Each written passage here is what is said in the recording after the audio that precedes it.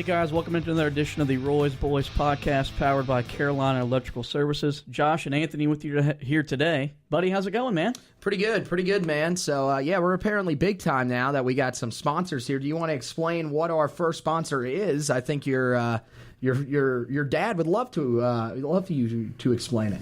Yeah, we're actually now powered by Carolina Electrical Services, the electrical company that my dad runs, I used to work for. For all your electrical needs, please call him at 704-320-7357.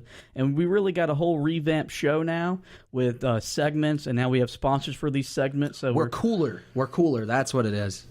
And more professional. There you go. So that's what we're trying to get to. We haven't talked in a week, so how was the week off from Carolina basketball? It's still a little hectic with Carolina football, but for the most part, the nights were miserable because there was no Carolina basketball. Let's be really honest. I think we all love when the Tar Heels are on, and then we definitely could have used one last night. Sunday was a little brutal there, but we will be back on Tuesday, luckily. So. Yeah, we're back Tuesday. We go to Georgia Tech, and we'll get to that in a little bit. But right now, I want to get to the first news segment. This is the opening tip. This segment is brought to you by Rodan and Fields. For all your skincare needs, please call Joey Marlowe at 803-804-0200. And in this segment, we're going to talk about just some recaps will happen from the last time Carolina played, and just maybe some other tidbit. So first, we're going to start off with the Nassir Little Facebook discussion. I wrote an article about and we talked about in the last podcast, is it time for him to be inserted into the starting lineup? And I got told that it was really a wide variety of responses. I was an idiot. I don't know anything about basketball. Then you had people that... Oh, wow. Okay, so the normal responses. Yes. Okay, and then what was new? What was new? It was what we've been saying all along, that the kid's going to get it at some point. And, hey... trust the Hall of Fame head coach because he knows what he's doing with this kind of talent. And so I guess it was good to see that the fan base has finally grown to look. He doesn't have to start to have a big role on this team and to make an impact on this team's success. Yeah, I think that's a fair assessment. And, there's plenty of people that kind of agree or disagree with the point. And, I think it's kind of you're on one side or the other. There's very few that are kind of split on this decision. With Nassir Little, we talked about it. Right now, he's playing probably at the best level that we've seen any of the freshmen play this season, I think, all around. I think he's been overall a better defender than Kobe has, so that's why I would give him the lean there. I think both of them have played extremely well. I don't know what the best lineup is that's on the floor, to be real honest with you at this moment, because the lineup that I think is going to be extremely controversial. And I don't think that a lot of people will say, okay, we'll actually admit, okay, that's probably the best lineup if we're being real honest here. Okay, well, you can't say that and then not give us this controversial lineup. Oh, there we go. So you're going to force it out of me. So if we're being real honest here, if we're looking from an offensive and defensive standpoint combined, the best lineup is probably Kobe at the 1, Kenny at the 2, Johnson at the 3, Nassir at the 4, and Garrison Brooks at the 5. Because right now, let's be real honest, Luke May is he's just a liability on the floor. We've seen it all year defensively. He's getting blown by guys that are playing the 4. The athletic 4s right now in the ACC are crazy. I don't think we've ever seen this group of 4s that have been this athletic. And you're looking ahead to teams that are going to have just as athletic of guys, if not more athletic. Clearly, we're not even going to talk about Zion, but when you look at Virginia, they have DeAndre Hunter plays the 4, does he not? I think he did. Is he a 4 or is he a 3? I don't remember exactly. I could not tell you, to be honest. The reason why I disagree with that lineup, though, is because you have the same issue with Garrison at the 5, whether Luke is at the 4 or Nassir is at the 4. You're going to tell me, though, that let's be real honest, do you think that Luke guards the 5 position better than Garrison does? Here's the thing: does their 5 guard Luke May as effectively on the perimeter when Luke is the 5 man? The thing is we're a team that wants to play fast and score a lot of points. That's our best offensive lineup. And that's why I think, when we play close games late, that'll be the lineup we have. And Roy will go more offense for defense if he can do that with fouling and all that, to put Garrison back in when we're on defense. Because unless we're going up against a team that has two legit bigs, which we haven't, when we've seen it like Louisville, okay, they beat us up. But the rest of the way, outside of Duke, there's not a whole lot of teams that have this. Florida State.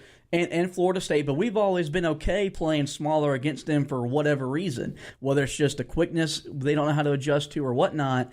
Their length sometimes against us hurts them more than it helps them. So that's why I disagree, because if Garrison's on the floor, no matter who's at the 4 spot, they can still bog down. And I wrote about it in the Nazir article. You put him at the 4 and Luke May goes to the 5. Now the floor is more spaced, and we're seeing Kobe grow as a driver.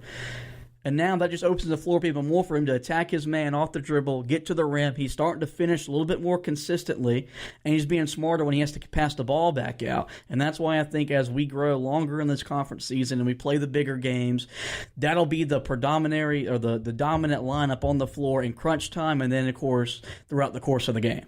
I mean, I don't doubt that that's probably going to be the lineup. I mean, let me just state that really quickly. I would be very shocked if Roy actually went with the lineup that I presented. But in my opinion, I think that Garrison Brooks, his drop-off offensively from Luke May is not as drastic as the drop-off defensively from Garrison to Luke.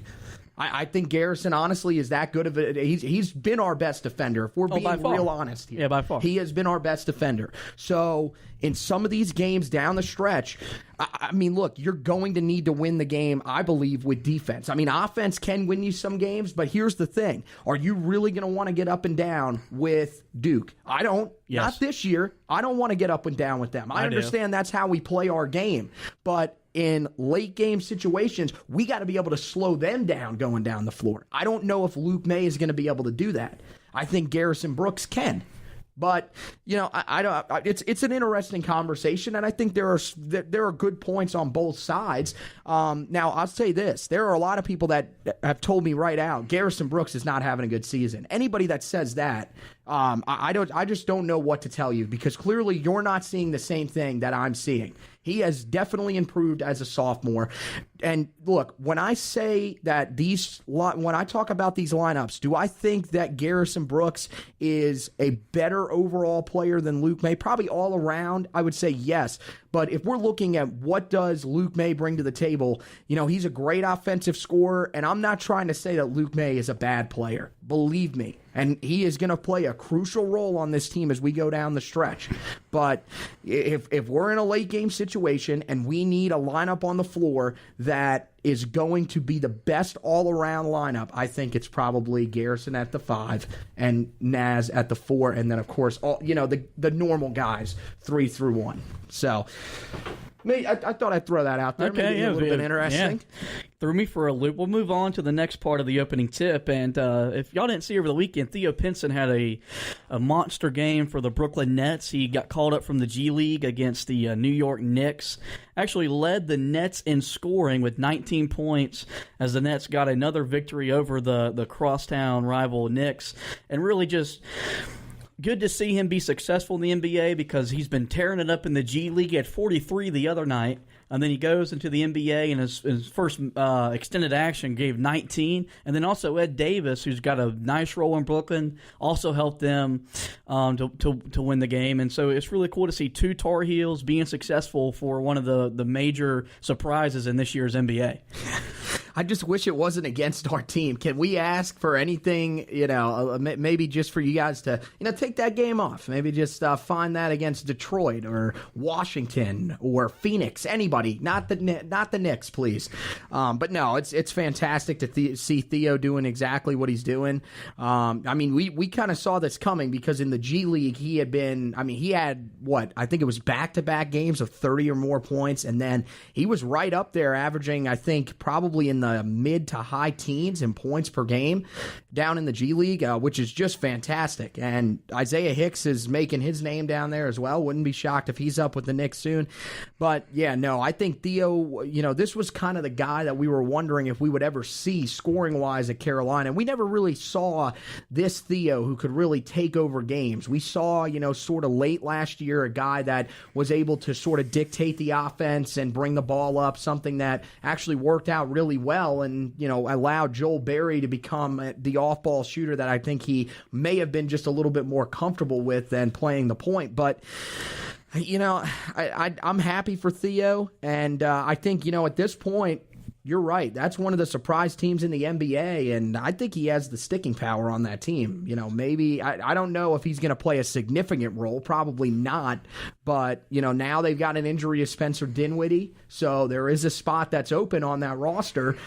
Theo might be the guy that can step into that role. We know he's that guy that can play anywhere from the 3 to the 1, so that could help them out big time. Yeah, the thing I thought when he landed in Brooklyn was that organization has done a really good job on putting a focus on developing players. Yep. And now they're reaping the benefits because now they're right in the thick of playoff discussion.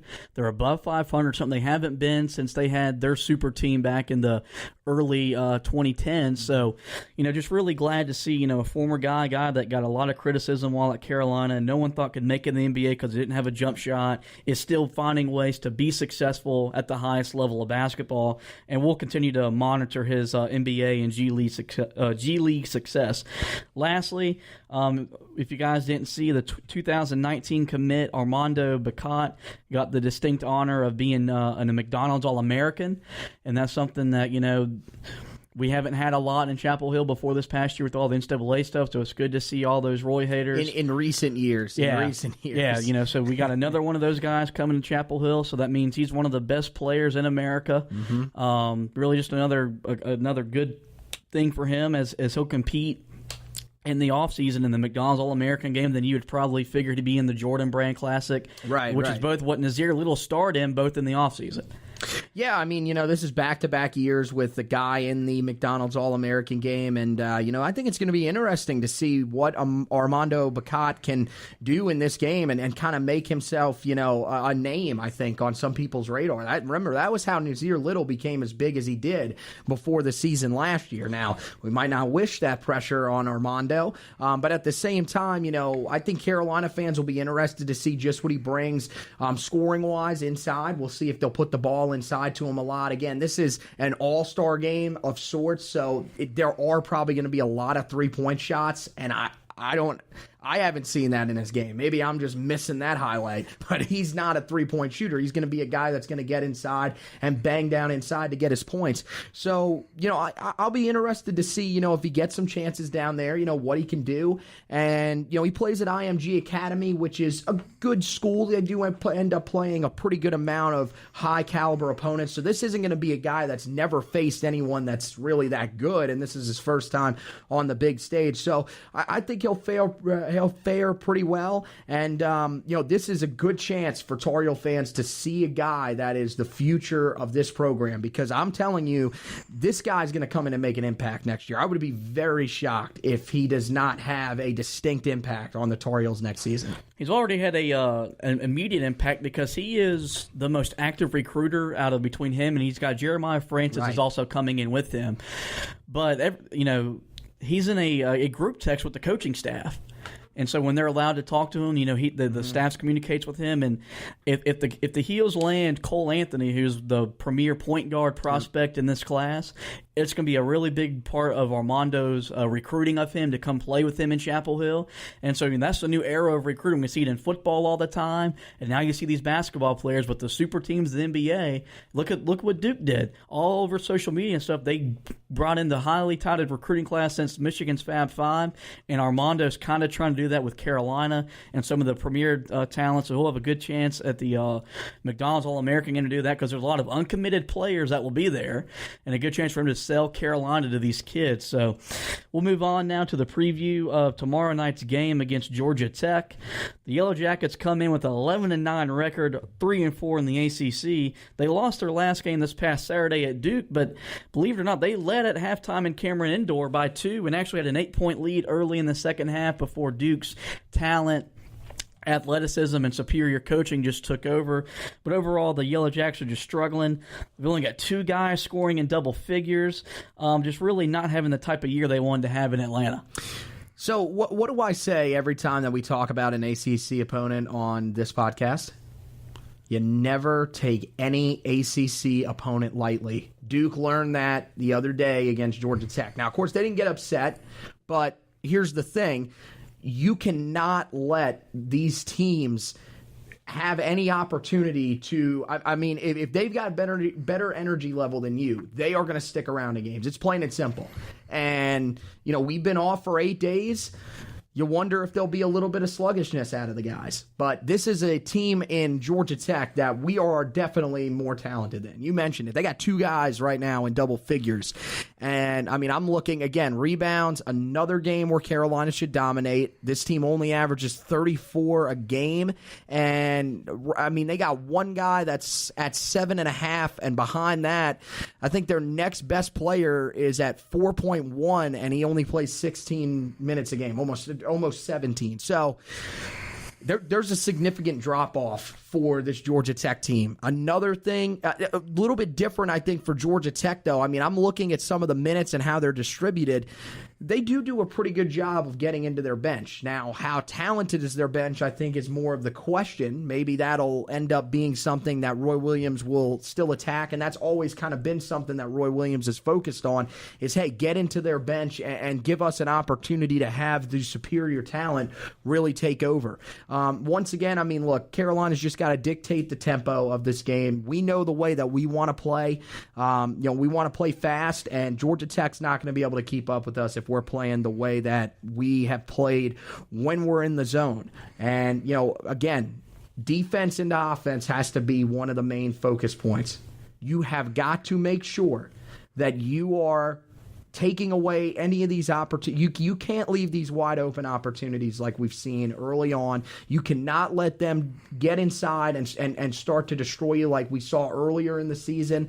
And, if they really are able to keep Georgia Tech out of the paint and, avoid a phenomenal shooting night from 3, which this team's only shooting 30.8% from 3, that's not great, then I think you've got a chance to, I'm not going to say blow them out, but I would say have a comfortable win.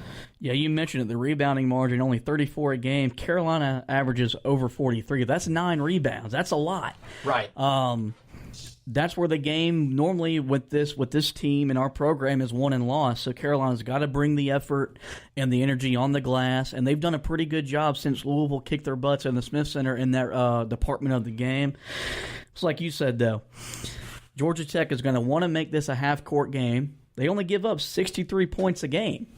That's top 25 in the country. So if they could keep the game in the half court, they only gave up 66 to Duke in Durham. So they've proven in the half court they can defend. So Carolina's going to have to be like they were against Miami, because Miami did a really good job making it a half court game, but Carolina was just smart shot selection and ball movement. The ball can't get stagnant. And also, I do wonder, because with the Virginia Tech game, we started 1-12 from 3, then you hit 14 over your next 19. That's not going to happen every night. So I want the ball inside, yes, early and often. Go ahead and establish that presence, because they don't have the type of big that they had when they beat us 2 years ago in their building. Lammers that year was a thank God was a quality big. My gosh. And really affected a team that had Isaiah Hicks, Kennedy Meeks, and Tony Bradley. Well, we don't have bigs that are that type of level, and neither does Georgia Tech anymore. So put the ball inside and really make them defend us in there, and then that'll open up the three-point shot as the game goes along. But, I do worry about this game being a trap game, because we have a trip to Louisville on Saturday. And I heard Hubert Davis say on the coach's show last week, he's not overlooking Georgia Tech, but they're ready for that game because they want to get payback. But we've lost here before, and historically this has been one of those spots where Carolina goes and doesn't play well. Yeah, you're right, and you wrote it down. You did a fantastic job on this prep sheet. By the way, this is amazing right here. We are really stepping our game up. But yeah, no, 9 of the 11 wins have come at home for Georgia Tech. So this is a team that is playing pretty well at home so far this season.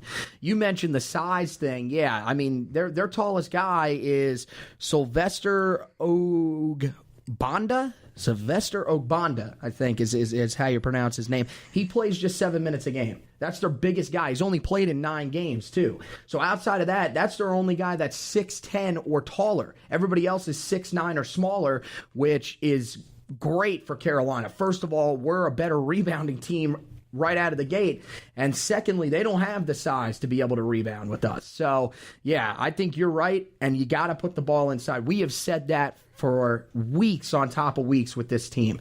Luke May, I know he's had his struggles inside finishing at the basket, and I still feel like there might be some of that at times, but I feel like overall you still got to trust him. You got to put that ball inside to him. He's a senior. He's been there before, and we saw it against Virginia Tech. When they did go inside to him, he was effective. Same thing with Garrison Brooks. He got off to a great start against Virginia Tech. I think it's kind of forgotten about because everybody was thinking, we trailed early because our three-point defense wasn't all that great.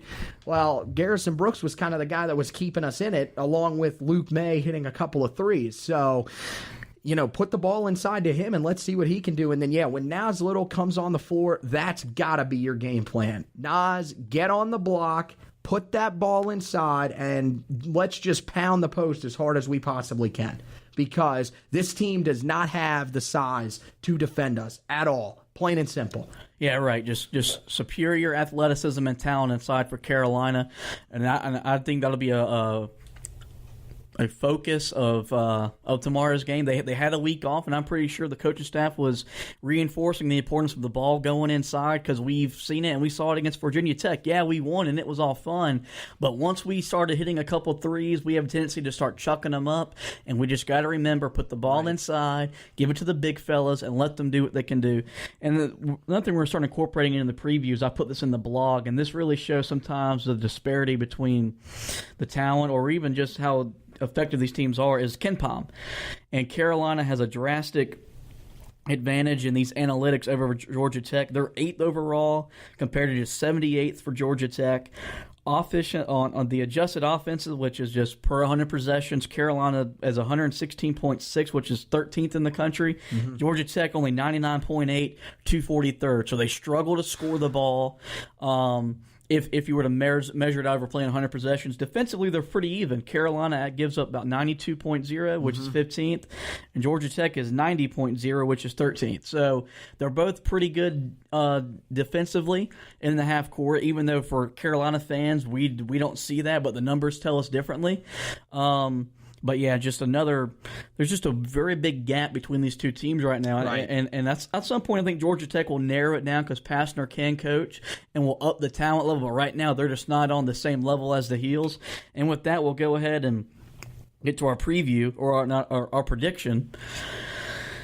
I think Carolina wins, but I don't think this will be. I think this will be one of those. This will be the game that I thought would be Miami, which is they're going to have to find a way late to win. I don't know why. Maybe it's because they haven't played in 8 days. I think that factors in with young teams. They're not going to have their legs early.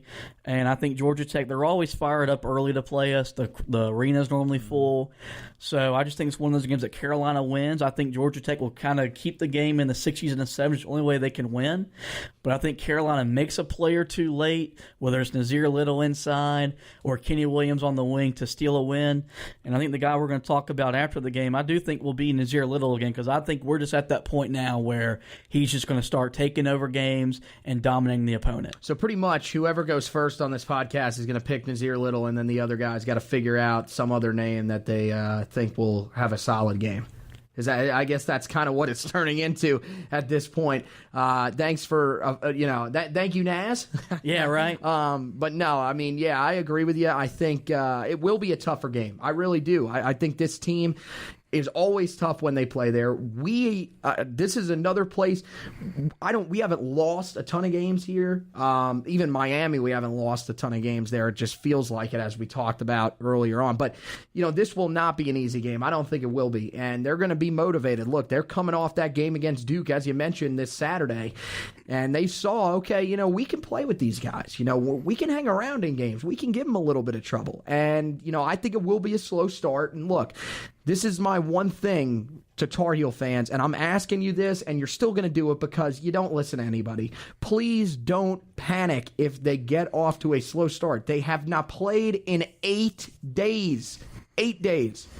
This is, I don't get, and this is a thing that I think is every team not doing this year in the ACC, where they have this week layoff, which is just weird. I can't stand this. Where the teams are going to have a week off in the middle of conference play somewhere. Yeah, I think it's just the way that the way January and the months fell, and because now we start conference play even sometimes before the new year for certain teams, I think it was just built into the schedule. It's going to be weird to see what they do next year when we go to 20 conference games, whether they start some in November or not. This is probably going to become customary where these teams get a week off. I'm not a fan of it because basketball is a game of rhythm, and so you're going to have a team that hasn't played in 8 days. They're going to be out of sync just because that's just the way the sport works. Yeah, and they were playing. That's probably the best stretch of basketball that we've been playing all year, in my opinion. I thought that stretch from Notre Dame until Virginia Tech was probably the best overall that we've seen this team, in my opinion. Oh yeah, I definitely agree because they had the tough win against Notre Dame, which they needed to win a game like that. They got their confidence back. Then they got a road win at Miami, and that's just what happens. And now they had a week off. You get the big win at home against Virginia Tech. You played really well the last 30 minutes of the game, but now you got 8 days off. So that's going to be a challenge tomorrow for these guys. I'm sure the coach staff will have these guys ready to go, but they got to be mentally engaged and ready to go from tip. Yeah, anyways, I think it's probably, I think Carolina maybe pulls away a little bit late. I would say, it might be like an 8 to 10 point final, but I don't think it's going to be anything drastic. I don't see us blowing this team out just because of mainly the layoff and the fact that it's on the road. So I'll go with about that 8 to 10 point range. And the guy I think we'll be talking about besides Nazir Little, I think this is one of those games where Cam Johnson has a good game because, he really hasn't been the same Cam Johnson in a while. It's been a little strange. I think he gets back on track with this game. I think he hits a couple of significant threes. I wouldn't be shocked if he hits about 4 or 5 threes, starts to feel a little bit of a rhythm and, gets himself back on track. And combined with Nazir Little, I think it'll be enough to get Carolina a good road win. Not a great road win, but a good road win over Georgia Tech. Yeah, any road win in the ACC is a good one. You take them at no matter the cost. So I'll go ahead and let you introduce us to the last new segment of the show, which is Beat the Buzzer. Yeah, Beat the Buzzer is going to be presented by Hustle Hands. Hustle Hands is an online clothing store. You guys can go on there. Check out hustlehands.com for all your shopping needs. We got some great deals going on there, guys. And, of course, you can contact us at our phone number, 704-910-1413. That's 704-910-1413. So let's jump into it, buddy. You're going to be taking us down the stretch here. Yeah, Carolina new AP poll was released today. They moved up to 9th in the AP poll, so they're back inside the top 10. We're back, baby. Overall, there are 7 teams in the ACC from the top or that are in the top 25, which is most in the country by far. So it's another one that proves that, look, this is the best and the deepest and the toughest conference in college basketball.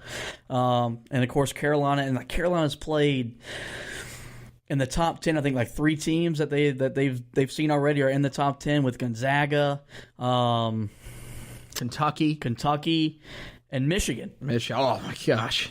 And you can understand why we forgot that one because I think we're all trying to forget that one. And then, of course, you got Duke is 2 and Virginia 3, all of which Carolina will play within the next 3 weeks. So the competition's about to stiffen for the heels. And just, give you that information. Also note, I saw this today online. On this day 10 years ago, Ty Lawson hit a buzzer beater to get a road win at Florida State during the 2009 championship season. I'm going to be real honest. The name of this segment is Beat the Buzzer. I thought you were looking up every buzzer beater that Carolina had hit and found out that this was the day of this buzzer beater. So you're going to do this every time that we hit an anniversary of a buzzer beater. No, it was just coincidental. When I saw that, I was like, "Oh, well, we'll put that in the show." No, it's all good. Yeah, and I remember as a kid, because I was in 6th or 7th grade, so I had a bedtime, and it was one of those late Carolina games. So myself was in there with the radio down really, really low, listening to Woody call the game, and just remembering him saying, "Lawson shot good, Carolina wins." And so just a really neat moment for me in my childhood, because we're more of Jones Angels people, but that was right. That's one of the Woody Durham calls that I remember as a kid that I didn't have to go back online to listen to. Yeah, no, I mean, that was definitely one of the most significant moments back in 2009, yeah, I'm with you, man. I mean, when we were younger, it wasn't, we get to stay up and watch the games. I mean, for me, it was a little bit different because my dad is not a huge basketball fan. So, of course, he wasn't going to be like, yeah, sure, stay up and watch a basketball game. He was like, no, go to bed. You need to wake up in the morning. But no, I remember, I mean, that was part of just an amazing season for Carolina basketball. I think we all remember that year and just the significant moments that came out of it. That was, to me, that's one that'll always stick out. I mean, Ty Lawson was an amazing player, and now we're starting to get some of those moments, where we're seeing a little bit of deja vu almost with Kobe White, where it's like, wow, he actually, he brings us back to a time where, we were all really excited to turn on the TV and watch Carolina basketball. I mean, we have been in the past, but everybody loved Ty Lawson. So, that's great that it's the anniversary of that today. Kind of weird that we were doing the podcast and that actually popped up today while you were debuting a new segment. I'm still not buying it. I think you're going to look one of these up. Every time there's a buzzer beater, you're going to bring it up on this in this segment. The good news is we have a long list of them, so maybe for the rest of the season we can incorporate one. And lastly, you brought up Kobe White. He was named today ACC Co-Freshman of the Week, so a good honor for his performance last. I guess it was the Monday game against Virginia Tech, because that was the only game Carolina played. They give awards for anything nowadays, don't they? Like Co-Freshman of the Week. They've got ACC Player of the Week. ACC Defender of the Week, I'm pretty sure, is probably an award at this point. I mean, it's great. I love it. I mean, look, if you're going to give it to them, we'll take it. But man, yeah, they give away awards for everything these days, don't they? Yeah, I mean, it's the era where everybody wants a trophy. That's a good point. But now, congratulations to Kobe. Who was the other co-freshman? I did not see that. I just saw the basketball account tweeted that it was. We're not going to get into it because I'm pretty sure we know who it is. It was probably one of the Duke players. We'll just move on because we know which one they probably gave it to. But yeah, no, that's all good. All right. So, is there anything else you want to add before we shut this bad boy down? No, I think we're pretty good. Just check out the sister podcast, the Roy's Boys podcast, Heel Tough Blog podcast that covers football. That's pretty much it for me. You want to take us down the stretch here? Yeah, I'll just go ahead and encourage you guys, to check out his blog, check out my blog, the Roy's Boys. I'll have a preview up of this game tonight. And check that out. Also, you can subscribe to this podcast through Spreaker, iTunes, and Spotify. And also, if you check this podcast out, if you could do me a favor and rate it and review it through my schooling, is something that will help. I'll learn to grow it and reach a bigger audience. That'll be a big help from you guys. I want to thank you guys for listening. Go Tar Heels.